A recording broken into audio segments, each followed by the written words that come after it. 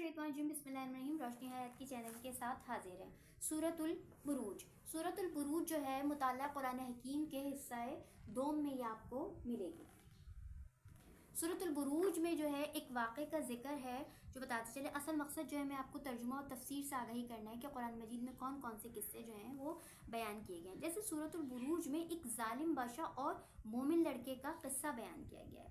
यहाँ सूरतुल बुरूज के हवाले से बताते चलें कि असहाबुल उख्दूद यानी खंदक वालों का जिक्र जो है बहुत अरसे पहले की बात है कि एक जालिम बादशाह था जिसने अल्लाह पर ईमान लाने वाले लोगों को आग की खंदक में जलाया। उस वाक़े को बयान करके ईमान वालों को काफिरों के जुल्म सितम और सबर पर तौहीद पर कायम रहने की तलकीन है। ये वाक़या हदीस की मशहूर किताब सही मुस्लिम की एक हदीस मुबारक से तफसील से बयान किया गया। यहाँ शुरू करते हैं कि बूढ़े जादूगर की बादशाह से दरख्वास्त।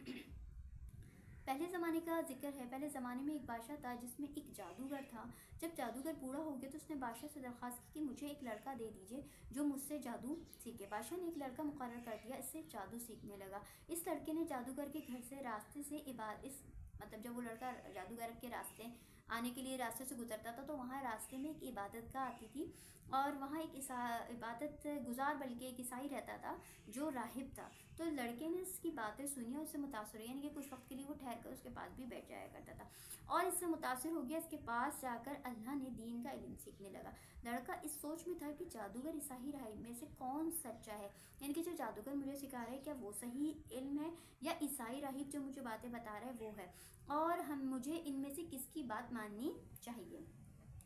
अब मोमिन लड़के के कमालात अल्लाह ताला ने क्या उनको सलाहियत दी। इत्तेफाक से एक दिन ऐसा हुआ कि जब वो लड़का राहिब के पास से जादूगर के पास जाने के लिए निकला तो उसने देखा कि एक बहुत बड़ा जानवर लोगों के रास्ते में आकर खड़ा हो गया जिससे लोगों की आमदोरफ्त रुक गई। ये मंजर देखकर लड़के ने सोचा कि ये मौका अच्छा है कि इस बात की तस्दीक कर ली जाए, जादूगर के मजहब सच्चा है या ईसाई राहिब का मजहब या जो वो बातें मुझे बताता है वो सच्चा है। इसने एक पत्थर उठाया और अल्लाह सुब्हानहू तआला से दुआ की कि अगर राहिब का मजहब सच्चा है तो ये जानवर मर जाएगा वरना ना मरेगा।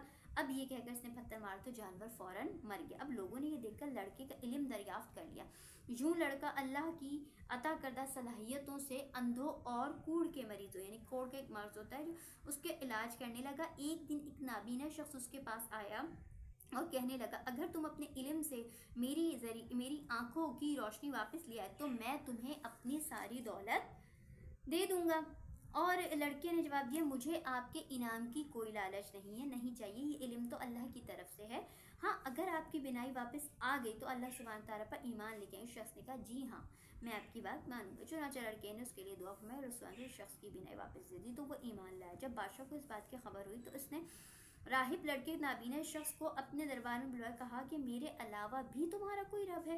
यानी कि पहले उस वक्त जो बादशाहत होती थी उसमें ये होता था कि उनको सजदे किए जाएं और उनको जो है अपना मालिक माना जाए। उन्होंने कहा कि अल्लाह सुब्हानहू तआला ही हम सब का रखे। बादशाह ने नाबीना शख्स और राहिब को आरे से, नाबीना शख्स यानी कि जिसने उस लड़के की बात पर ईमान लेकर आया था उस लड़के की बात पर ईमान लेकर आया था और वो राहिब जो ये बातें उस लड़के को सिखाता था, इन दोनों को आरे से चीर कर दो टुकड़े कर दिया। अब यहाँ क्या होता है कि मोमिन लड़के के कत्ल के लिए बादशाह की कोशिशें। लड़के को कत्ल करने के लिए बादशाह ने अपनी फौज के एक दस्ते को हुक्म दिया कि इसे पहाड़ की चोटी पर ले जाओ और लड़के से इसका दीन छुड़वाने को कहो। अगर ठीक मानता है तो ठीक है वरना इसे धक्का दे देना। अब बादशाह कि अल्लाह ने उस लड़के ने पहाड़ पे जब वो ले गए तो अल्लाह से दुआ करी कि या अल्लाह तू ही मुझे जिस तरह चाहे इन लोगों से बचाए। पहाड़ पे एक ज़लज़ला जारी हो जाता है और तमाम फौज जो से मारने के लिए आती है वो पहाड़ से गिरकर ख़त्म हो जाती है और वो लड़का सही सलामत बच जाता है। अब मोमिन लड़कों की शहादत। इसी तरीके से दूसरी दफ़ा बादशाह अपनी और फौज को भेजते कि जाओ इसे समंदर में जाके गर्क करके आ जाओ। अगर ये तुम्हारी बात मानता है तो ठीक है, मुझे अपना रब मानता है, नहीं माने तो इसे समंदर में फेंक देना। लड़का वहाँ फिर अल्लाह से दुआ करता है अल्लाह तू जिस तरह चाहे मुझे इनसे बचा ले। यका यक क्या होता है कि सारी फौज जो होती है वो समंदर में गिर कर गर्क हो जाती है और लड़का फिर अल्लाह के हुक्म से महफूज रहता है। अब मोमिन लड़की की शहादत और लोगों का ईमान लाना। अब जब बादशाह देखता है हर जगह से मुझे नाकामी हो रही है तो बादशाह जो होता है कि कत्ल की सारी चीज़ें बिलाखिर लड़के ने बादशाह से खुद ही अपने लिए ये दरख्वास्त करता है, उसे ये पेशकश करता है कि ठीक है तुम मुझे यहाँ लोगों को सबको जमा करो और मुझ पर तीर लगाओ। अगर मेरे तरकश में से तीर निकल कर मेरी कमान में लगाओ फिर ये कलमात बिस्मिल्लाहि بسم اللہ ربی حاضر غلامی، میں اس لڑکے کے رب اللہ کے نام سے تیر چلاتا ہوں، یعنی کہ وہ لڑکا اپنی ہی تیر کمان اور تیر پیش کرتا ہے اور بادشاہ کو دیتا ہے کہ تم میری سر میں سے تیر نکالو، ٹھیک ہے، تیر نکالو، میرا ہی تیر لو، میری ہی ترکش میں سے ترکش پکڑو اور اس میں سے تیر میرے اوپر پھینکو، لیکن نام جو ہے وہ صرف اللہ کا لینا، اللہ کے نام کے ساتھ تیر چلاتا ہوں، یہ پڑھ کر مجھ پر تیر پھینکو تو میں مر جاؤں گا۔ بادشاہ نے ایسا ہی کیا اور لڑکا شیر ساری قوم یہ منظر دیکھ کے پکارے کہ ہم اس لڑکے کے رب پر ایمان لیا، کیونکہ وہ جان چکے تھے کہ حقیقی رب وہی ہے، اللہ ہے جس کا ذکر اس لڑکے نے کرا۔ اب یہاں کیا ہوتا ہے، آگ کی خندقیں اور ایمان والوں کا صبر دیکھیے۔ بادشاہ یہ دیکھ کر بہت غصے میں آیا کہ اس کے قوم کے لوگ جو اسے رب مانتے تھے، اس کی پوجا کرتے تھے، وہ سب اس لڑکے کے رب پر ایمان لیا ہے۔